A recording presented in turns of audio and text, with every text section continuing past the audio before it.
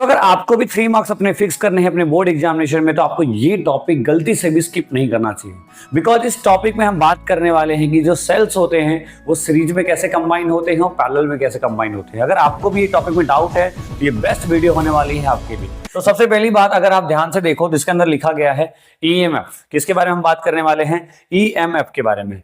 EMF यानी कि क्या होता है? Electromotive force. ईएमएफ यानी कि क्या होता है? Electromotive force. क्या होता है? Electromotive force. ठीक है, ये होता क्या है? It is the energy supplied by the source by taking a unit positive charge from one round complete cycle. देखो आज को ना कुछ अलग बातें करेंगे, मैं आपको समझाने की स्टोरी से एक समझाने की कोशिश करूंगा। ठीक है, जैसा आपको पता होगा मैं ट्राई करता हूं बच्चों को रिलेट करा पाऊं, स्टोरी से समझा पाऊं। देखो आप इमेजिन करो कि जैसे एक बैटरी है, ठीक है। अब बैटरी जब कोई भी चीज चला रही है, कोई भी चीज, कोई भी चार्ज को, इलेक्ट्रॉन को जब पास करा रही है, ठीक है, तो उसके अंदर भी तो रेजिस्टेंस होता है। आज तक हमने उसके बारे में कभी चर्चा नहीं की। अब एक बात समझो कि भाई अगर मान लो जी यहाँ पे एक बैटरी है, सपोज करो कि यहाँ पे एक बैटरी है ऐसे, और यहाँ इसके अंदर भी वायर है और इस वायर के पास भी खुद का कुछ रेजिस्टेंस तो होगा। तो क्या ये रेजिस्टेंस ड्रॉप नहीं होता? क्या ये वोल्टेज यहाँ पे ड्रॉप नहीं होता? बिल्कुल होता है, बिल्कुल होता है। तो बट हम कभी आज तक ध्यान नहीं दे रहे थे। क्यों? क्योंकि हम इंटरनल रेजिस्टेंस को पढ़े ही नहीं थे। बट जब हम आज ये टॉपिक को डिस्कस कर रहे हैं तो हमें सब बातों को खास ध्यान रखना पड़ेगा। जैसे जनरली आपने 11th में जब आप फोर्सेस को पढ़ते थे तो वहां पे आप फ्रिक्शन को इग्नोर करते थे। कब तक? जब तक आपने फोर्सेस को, ये फ्रिक्शन को पढ़ाई नहीं की होगी। जैसे ही आप फ्रिक्शन को स्टडी कर लेते हो फिर आप फोर्सेस के अंदर फ्रिक्शन को भी इंक्लूड करने लगते हो। सिमिलरली ये जो कहानी है, इलेक्ट्रोमोटिव फोर्स एक फोर्स है, ठीक है, किसके अंदर? जिसके अंदर क्या होता है? Energy supplied by the source by taking एक चार्ज से दूसरे चार्ज में कंप्लीट साइकिल चलने में जो फोर्स लगता है, जो ईएमएफ जनरेट होता है, वो कितना होता है? वर्क डन बाय चार्ज के फॉर्म में हम लिख सकते हैं। अच्छा, इतनी बातें हमें पता है, पहले से भी पढ़ी है होगी थोड़ी बहुत। नेक्स्ट आता है इंटरनल रेजिस्टेंस। अभी इंटरनल रेजिस्टेंस क्या है? इंटरनल रेजिस्टेंस वो हिडन रेजिस्टेंस है। इंटरनल रेजिस्टेंस वो हिडन रेजिस्टेंस है जो क्या हो रहा है? बैटरी के अंदर खत्म हो रही है। बैटरी के अंदर छुपी हुई जो रेजिस्टेंस है, that is internal resistance. The resistance offered by the electrolyte of a cell to the flow of current between the electrodes। यानी कि जो बैटरी के अंदर दो इलेक्ट्रोड्स होते हैं उसके बीच का जो रेजिस्टेंस क्रिएट हो रहा है वही हमारा क्या है? Internal resistance. ये डायरेक्टली एमसीक्यू में क्वेश्चन पूछे आ सकते हैं आपके बोर्ड एग्जामिनेशन में। ठीक है, अच्छा नेक्स्ट आता है एक टर्म, छोटे छोटे टर्म से बेटा फटाफट देख लो फिर हम आगे बढ़ेंगे। ठीक है, नेक्स्ट आता है आपका टर्मिनल पोटेंशियल। ठीक है, नेक्स्ट आता है आपका क्या है? टर्मिनल। ठीक है, आप देख पाओ, शायद मैं थोड़ा इसको जूम कर दूं ताकि आपको दिखाई दे अच्छे से। चलिए, वो आप देख पा रहे होगे। ठीक है, नेक्स्ट आपका क्या? Terminal potential. अभी टर्मिनल पोटेंशियल क्या है? Terminal the potential drop across the terminals of a cell when a current is being drawn from the its terminal potential difference. मतलब क्या है कि जब इस, देखो ये दो पॉइंट आपको दिखाई दे रहे हैं क्या? ये दो पॉइंट आपको दिखाई दे, एक पॉइंट ये, एक पॉइंट ये। जब यहां से मान लो करंट कैसे चला होगा, करंट ऐसे चल के जब वापस आ रहा है, तो जब यहां से करंट आया होगा, इस पॉइंट और इस पॉइंट के बीच का जो पोटेंशियल है उसी पोटेंशियल हम क्या बोलते हैं? Terminal potential. मतलब कहने का, देखो यहां पे आपने कुछ वर्क किया होगा, भाई कुछ वर्क डन हुआ होगा, तो यहां से वोल्टेज आया होगा, तो क्या जो वोल्टेज जनरेट कर सकता है क्या सेम वोल्टेज करेगा? नहीं करेगा। क्यों? क्योंकि कुछ रेजिस्टेंस क्या करेगा? उसको ड्रॉप करा दे रहा है। तो जो हमें ड्रॉप होने के बाद, रेजिस्टेंस में की वजह से जो वोल्टेज ड्रॉप हुआ उसके बाद हमें जो पोटेंशियल मिलता है, that is your terminal potential difference. समझ में आ रहा है? Potential difference, terminal potential difference क्या होता है? ठीक है, अच्छा तब यहां से एक बात आपको समझ में आ जानी चाहिए। वो बात क्या है कि भाई कि जो हमारे पास जो ईएमएफ होता है, ठीक है, जो हमारे पास ईएमएफ होता है वो क्या क्या है? जो हमारे पास ईएमएफ होता है, एक मिनट, ठीक है, जो हमारे पास ईएमएफ होता है वो किसके बराबर है? Work done from A to B और work done from B to A. यानी कि एक काम हम कर रहे हैं एक्सटर्नल वर्क, और एक काम ये बैटरी खुद से कर रही है इन अपोजिट डायरेक्शन। तो V प्लस वी डैश हमने लिख लिया है। यहां से V प्लस वी डैश के वजह से हमारा जो फॉर्मूला बनेगा, वो क्या बनेगा? एक मिनट, ठीक है, हमारा जो फॉर्मूला बनेगा वो आप देखो यहां से, अब यहां से ऑब्जर्व कर सकते हो कि by Ohm's law we all know V equals to IR formula होता है। V इक्वल्स टू IR, तो V डैश की वैल्यू कितनी हुई? I dash into R। भाई V इक्वल्स टू IR होता है, V डैश की वैल्यू कितनी हो गई? IR। ठीक है, जो ये कौन सा है? जो बैटरी खुद जनरेट कर रही है। ये कौन सा है? जो एक्सटर्नल पोटेंशियल हम क्रिएट कर रहे हैं। तो फॉर्मूला हमारे पास IR प्लस IR हो गया। यहां से ईएमएफ का फॉर्मूला मिला IR प्लस R। तो यहां से आप दो तीन फॉर्मूले कैलकुलेट कर सकते हो। तो I की वैल्यू निकाल सकते हो, एक V की वैल्यू निकाल सकते हो। ठीक है, छोटी छोटी बातें हैं। तो I बराबर क्या होगा? यहाँ से E अपॉन ये हो जाएगा। और आपको पता है V बराबर क्या होता है? जो एक जनरल हमारा पोटेंशियल जो हम पढ़ते हैं, यानी कि जो टर्मिनल पोटेंशियल पढ़ते हैं, वो क्या होता है? I into R Ohm's law के थ्रू। तो आई की वैल्यू हमारे पास है ऑलरेडी, आर हमने रख दी तो फॉर्मूला बन गया। तो कुछ ऐसा फॉर्मूला बन जाएगा। और जो टर्मिनल पोटेंशियल होता है वो कितना होता है, ये बहुत इंपॉर्टेंट रिलेशन ध्यान रखना। तो V equals to E minus I R. बोलो यहाँ तक क्लियर है, कोई डाउट? हमने क्या पहले पढ़ा, हमने पहला जनरल पढ़ा इलेक्ट्रोमोटिव फोर्स, फिर हमने पढ़ा इंटरनल रेजिस्टेंस, फिर हमने पढ़ा टर्मिनल पोटेंशियल। ठीक है, तो टर्मिनल पोटेंशियल का जो हमारा फॉर्मूला होगा वो E माइनस आई आर से कैलकुलेट करेंगे। भाई आ तो रहा है, जनरेट तो कितना हो रहा है, मान लो 10 वोल्टेज पर हमें मिल कितना रहा है, 8 वोल्टेज। दो कहाँ गया, दो ये इंटरनल रेजिस्टेंस के वे में क्या हो गया, वेस्ट हो गया है। क्या हो गया है, वेस्ट हो गया है। तो ये चीजें हमें यहाँ से क्लियर हो गई। आई होप आपको समझ में आया होगा। ठीक है, डायरेक्टली छोटी छोटी बातें हैं एग्जाम में डायरेक्टली पूछी जाती हैं, इसीलिए आपको यहाँ पे मैंने एक्सप्लेन कर दिया। चलिए अब आता है नेक्स्ट हमारा part, that is cells in series and parallel. अब देखो हम डिराइव करेंगे स्टेप बाय स्टेप, बहुत अच्छे से समझना, बहुत इंपॉर्टेंट है रिलेशंस। ठीक है, पैरेलल ज्यादा इंपॉर्टेंट है, बट पहले सीरीज समझ लोगे तो पैरेलल ज्यादा समझ में आएगा। देखो क्या दिया है यहाँ पे सबसे पहले क्या दिया गया है कि सबसे पहले आपने एक सर्किट डायग्राम बना लेना है। यहाँ से हमने करंट निकाला है आई, और ऐसे चल रहा है, करंट निकाला आई, और यहाँ पे ये हमारे पास इंटरनल रेजिस्टेंस है दोनों ही केसेस के लिए, इसके लिए R1, इसके लिए R2। ठीक है, इसका हमने कंबाइंड डायग्राम बना दिया, R इक्विवेलेंट हो गया, E इक्विवेलेंट हो गया, करंट आ रहा है। चलिए फिर क्या किया, लेट VA, VB और VC will be the potentials at A, B and C। तीनों पॉइंट पे पोटेंशियल A पे, B पे और C पे तीनों पे पोटेंशियल अलग अलग दे रखा है।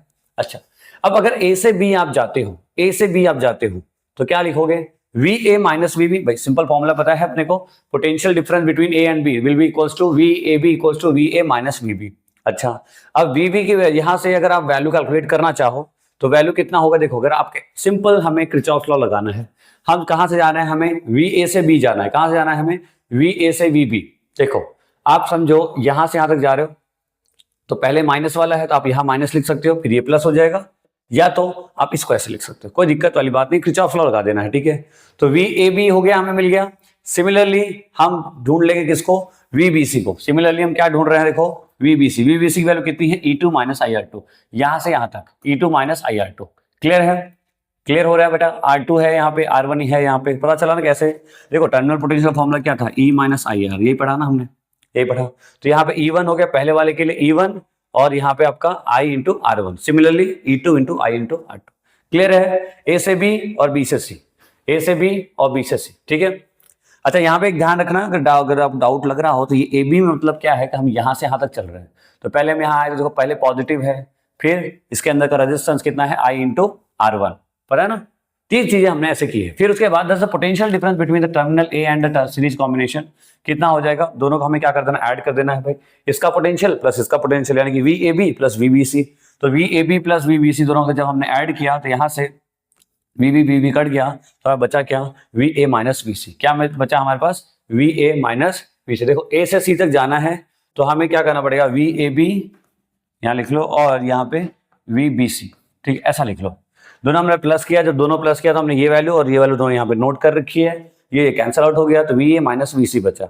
जब VA माइनस VC बचा तो VA की वैल्यू कितनी है हमारे पास, मतलब AB की वैल्यू कितनी, इतनी है, और इसकी वैल्यू कितनी, इतनी। दोनों हमने प्लेस आउट किया, यहां से हम अब रिलेशन निकाल रहे हैं। VAC की वैल्यू कितनी है देखो। ठीक है, एक काम करो, अगर आपको डाउटफुल पड़ रहा है तो व्हाट वी कैन डू, इसको छोड़ दो। ठीक है, अब ऐसे समझो VA से C तक जाना है, VA से लेकर कहां तक जाना, C तक, दैट मींस AB भी इंक्लूड करना पड़ेगा और BC भी इंक्लूड करना पड़ेगा। तो AB भी इंक्लूड हमने किया और BC भी इंक्लूड हमने किया। ठीक है, ओके। तो अब यहाँ पे दोनों की वैल्यू आपको पता है, दोनों की वैल्यू आपको पता है, तो E1 minus IR1 plus E2 minus IR2 हमने यहाँ पे नोट कर लिया है। ठीक है, यहाँ पे हमने नोट कर लिया है। क्लियर है, यहाँ तक, यहाँ पे हमने नोट कर लिया है। ओके, अब क्या है कि आपके पास देखो E1 प्लस E2 यहाँ हो गए, इसमें से यहाँ पे हमने माइनस कॉमन ले लिया, माइनस I कॉमन लिया, क्या बचा, R1 प्लस R2। बोलो यहाँ तक क्लियर है, फर्स्ट इक्वेशन क्लियर हो गई आपको। भाई सिंपल सा है ना भाई, ये E1 और E2 को हमने उठा लिया, E1 E2 उठाया तो E1 प्लस E2 हो गया, माइनस कॉमन लिया, माइनस I, यहाँ क्या बचा, R1 प्लस R2। क्लियर है यहाँ तक। चलिए, अगर यहाँ तक क्लियर है तो आगे देखो, अब हम क्या कर रहे हैं, अब हमारे पास, अब इसको हम कंक्लूड करेंगे। फर्स्ट इक्वेशन जो हमारे पास है, so we if we compare the equation 1 by equation, इससे हम अगर कंपेयर करें, जनरल इक्वेशन है तो E माइनस IR के फॉर्म में दिख रहा है। हमेशा जब भी आप डिराइव करोगे तो आप हमेशा क्या ध्यान रखोगे, हमेशा V equals to E minus IR के फॉर्म में हमें कन्वर्ट करना होगा। किसको, हमें V माइनस IR। तो E माइनस IR, तो E कितना है हमारे पास, यहाँ से इसको रिलेट करेंगे तो हम क्या मिल रहा है, हमें इक्विवेलेंट की वैल्यू ये मिल रही है और R इक्विवेलेंट की वैल्यू ये मिल रही है। तो जब हमने इक्वेट किया तो यहाँ से E इक्विवेलेंट मिला और R इक्विवेलेंट मिला। तो ये 2 सेल के लिए था, मतलब यहाँ पे 2 सेल की बात है, बट अगर ऐसे n सेल होंगे तो जनरल फॉर्मूला हमारे पास ये रहने वाला है।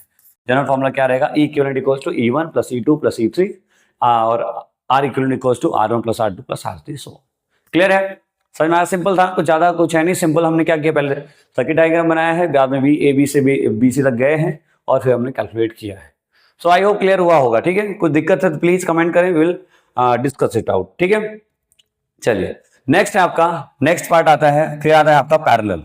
अब देखो पैरेलल को देख के घबराना नहीं है, तो बड़ा जरूर है बट ऐसा कुछ नहीं है जो आपको समझ में नहीं आएगा, बट आप समझना चाहोगे तब। सबसे पहले हम पोटेंशियल निकाल, यहाँ से हमने पहले सर्किट डायग्राम बनाई है, यहाँ से करंट निकाला है, यहाँ से I1 गया I2 गया, दोनों मिलते हुए यहाँ पे I1 वापस है। जितना करंट निकलेगा उतना करंट वापस जाएगा, because we all know KVL law, ठीक है?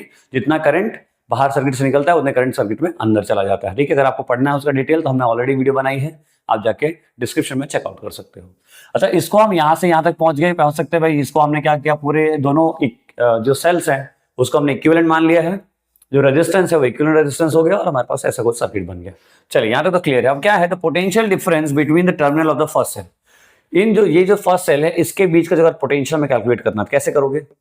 देखो B1 है B2 है, तो कहां से भाई V यहां से यहां तक पोटेंशियल में चाहिए, तो हम क्या करेंगे, B1 minus P2, B1 minus P2, ठीक है? B1 माइनस P2, तो ये कर दिया हमने, ठीक है?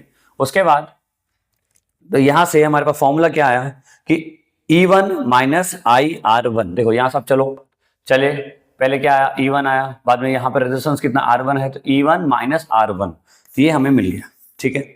सो यहाँ से हमने I1 को सब्जेक्ट बनाया गया, I1 को हमें कैलकुलेट कर लिया, I1 में वैल्यू मिल गई। होप क्लियर हुआ होगा बेटा, ध्यान से समझते जाओ, सब क्लियर हो जाएगा। फिर बाद में potential difference between the terminal second cell की बात करेंगे, सेम कहानी है, बस यहाँ E2 हो जाएगा, I2 हो जाएगा और यहाँ पे I2। तो यहाँ से अपने को मिल गया I2, यहाँ से हमें मिला I1, यहाँ से हमें मिल गया I2। अब हमें नेट निकालना है। नेट कैसे निकालोगे? नेट निकालने के लिए हमें दोनों ऐड करना पड़ेगा। जब आपने दोनों को ऐड किया तो क्या हुआ, E1 V minus V upon R1, E2 minus V upon R2। फिर हमने सेपरेट कर लिया है, E1 by R1 minus V by R1 plus E2 by R2 minus V by R2। अलग अलग सेपरेट करने के बाद फिर हम सबको साथ रखेंगे, यानी E वाला साथ में रखेंगे और R वाला साथ में रखेंगे, यानी E1 by R1, E2 by R2 minus V by R1 minus V by R2।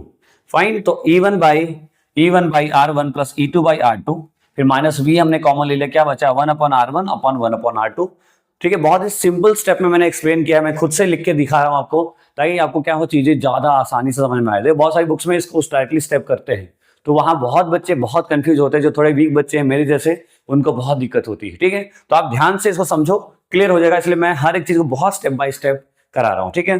तो यहां से आप देखो, अब इतना पार्ट हमें समझ में आ रहा है, ठीक है? अब इतने पार्ट का हमने क्या ले लिया, एलसीएम। तो E1 into R2 plus E2 into R1 upon क्या बचा, R1 R2 माइनस यहाँ भी हमने ले लिया एलसीएम, तो R2 प्लस R1, नीचे क्या बचा, R1 इंटू R2। क्लियर है? यहाँ तक आपको क्लियर हो जाना चाहिए, ठीक है? चलो अब आगे देखो ये पार्ट आया हमारा। अब इसके अंदर अब हम क्या कर रहे हैं, ये सेम इक्वेशन है, बट हमें देखो, हमें किस फॉर्म में ले जाना है, V equals to E minus IR, ऐसा कुछ बनाना है हमें, तभी हम रिलेट कर पाएंगे तो हमें पहले ना V के फॉर्म में ले जाना। ये जो V है ना वो हमें नहीं चाहिए, हमें V equals to E minus IR चाहिए। तो हम बस वही ट्राई कर रहे हैं कि इसको इस फॉर्म में कन्वर्ट कर पाए। कैसे करेंगे, देखो E1 R2 ये सारी वैल्यू एज इट इज है, हम क्या कर रहे हैं, इस V वाले पार्ट को इधर लेके आ रहे हैं, तो I plus V R2 R1 जो चीजें लिखी गई हैं उसके बाद ये हो गया, ठीक है? अच्छा, इतना टर्म इक्वल्स टू, अब इसको हम इधर लेके आएंगे तो क्या हो जाएगा, इसको जब हम इधर लेके आएंगे तो क्या होगा, बोलो, माइनस हो गया यहाँ पे, equals to V into R2 R1, ये हो गया। बट हमें क्या चाहिए, हमें अगेन मैं बोल रहा हूँ आपको, हमें चाहिए V equals to E minus IR के फॉर्म में। कोई बात नहीं, तो E1 R2 plus E2 R1, ठीक है, R1 R2, ठीक है, -1 हमने क्या किया, यहाँ पे एलसीएम ले लिया, तो क्या हुआ, ये पार्ट इधर चला जाएगा, तो R1 R2 नीचे R1 R2 equals to V R2 R1 upon R1 R2। अब ये R1 R2 ये R1 R2 कट गया, कैंसिल आउट हो गया। अब क्या बचा, E1 R2 plus E2 R1 upon ये वाले पार्ट को हम नीचे लेके आ रहे हैं, ठीक है? तो R1 प्लस R2 माइनस इस वाले के साथ भी हम दोनों करेंगे इक्वल्स टू V, ठीक है? आई होप क्लियर हो। देखो ये पूरा नीचे आएगा तो इसके साथ भी जाएगा और इसके साथ भी जाएगा, तो हमने इसको सेपरेट कर लिया। अब हम कंपेयर जब करेंगे E इक्विवेलेंट को इसके साथ, तो हमें क्या मिल रहा है, E इक्विवेलेंट की वैल्यू ऐसे कुछ मिल रही है और R इक्विवेलेंट की वैल्यू ऐसे कुछ मिल रही है। इसका मतलब क्या है, देखो E1 R2 E2 R1, यहाँ ऐसा लिख सकते हो E2 R1 plus E1 R2 अपन R1 प्लस R2, और इधर आर इक्वलेंट कितना मिल रहा है, R1 R2 upon R1 plus R2। बोलो क्लियर है क्या? बहुत बेटा स्टेप बाय स्टेप कर, थोड़ा जरूर लेंदी लिख रहा हो, लग रहा होगा, बिकॉज मैंने हर एक स्टेप को बहुत बारीकी से लिखा है ताकि आपको समझ में आ जाए, आपको समझ में आ जाए, ठीक है। इसलिए मैंने खुद से लिखा ताकि आपको चीजें ज्यादा चेक बुक्स में बहुत शॉर्टकट दिए होते हैं, 2-3 लाइन में डेरिवेशन कंप्लीट है, बट ये डेरिवेशन स्टेप बाय स्टेप ऐसा ही होगा। जितना ज्यादा स्टेप आप करोगे उतना आपके लिए चांसेस हो जाएंगे गलती ना हो, ठीक है। तो प्रैक्टिस जरूर रखेंगे, प्रैक्टिस विदाउट आएगा नहीं। मोस्ट IMP है, ठीक है, मोस्ट IMP टॉपिक है ये, आपको करना ही चाहिए, ठीक है। चलिए इतनी बातें तब यहां तक तो क्लियर हो गया, बट अभी फाइनल फॉर्मूला नहीं आया। फाइनल फॉर्मूला क्या है हमारा, देख फाइनल फॉर्मूले पे अगर हम चलते हैं तो फाइनल फॉर्मूला हमारा जनरल, आपने क्या फॉर्मूला देखा, ये एलसीएम के फॉर्म में था, पर 2 सेल के लिए अगर आप देखो तो ई इक्विवेलेंट अपॉन आर इक्विवेलेंट की जो वैल्यू बन जाएगी कितनी बनेगी, E1 upon R1 plus E2 upon R2। तो अपने को ये ध्यान में रखना, ये हमारा फॉर्मूला बनने वाला है 2 सेल के लिए, और फॉर n सेल के लिए ये फॉर्मूला रहेगा, ठीक है। सिमिलरली 1 बाई आर इक्विवेलेंट, अगर हम रेजिस्टेंस की बात करें तो 1 upon R1 plus 1 upon R2, कुछ ऐसा बनता 2 सेल के लिए, बट अगर ऐसे n सेल हैं तो ऐसा कुछ बन जाएगा। और जनरल आपने सीरीज वाला तो पढ़ ही लिया था, ठीक है, क्लियर है, समझ में आ गया। इसमें ज्यादा इंपॉर्टेंट आपका पैरेलल है, एग्जाम में पैरेलल कई बार पूछा गया है, डेरिवेशन डायरेक्टली पूछते हैं 3 मार्क्स के अंदर।